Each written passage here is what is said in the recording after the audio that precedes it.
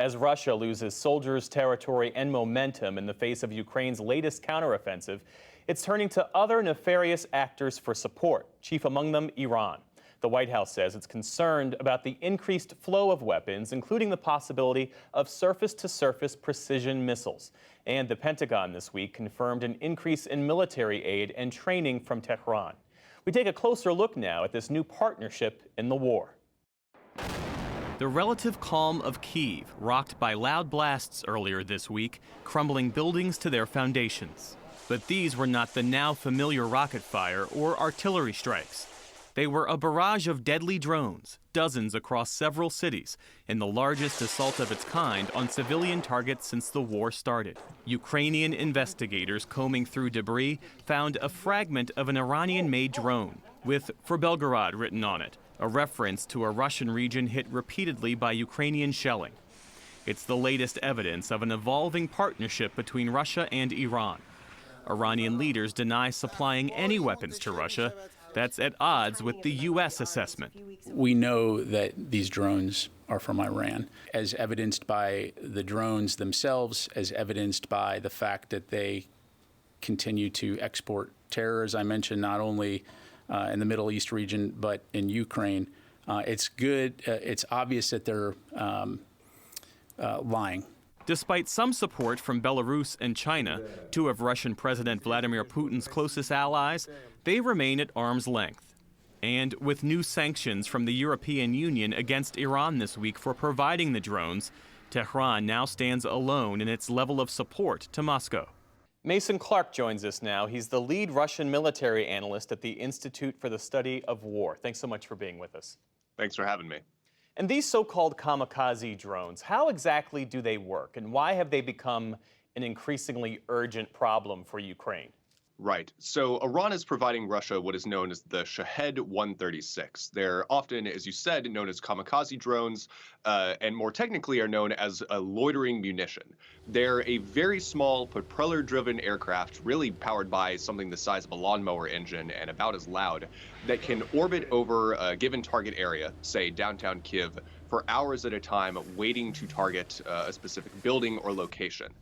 They then dive down towards the ground and detonate on impact, causing a good amount of damage, though they are quite small warheads, all things considered. And in principle, these munitions are very effective at picking out and targeting very specific items. On the battlefield, they would be used to target Ukrainian command centers, artillery positions, and that sort of thing.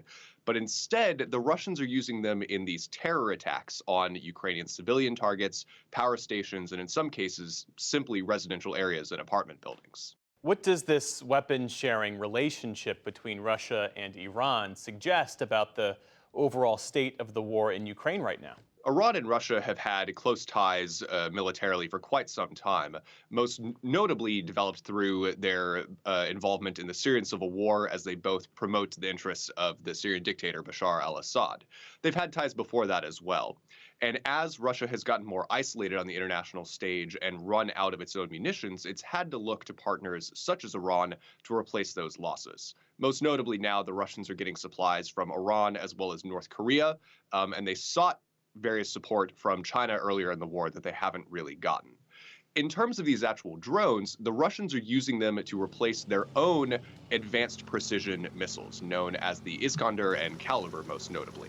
Early in the war, this was the main way the Russians struck Ukrainian rear areas, civilian targets, and that sort of thing.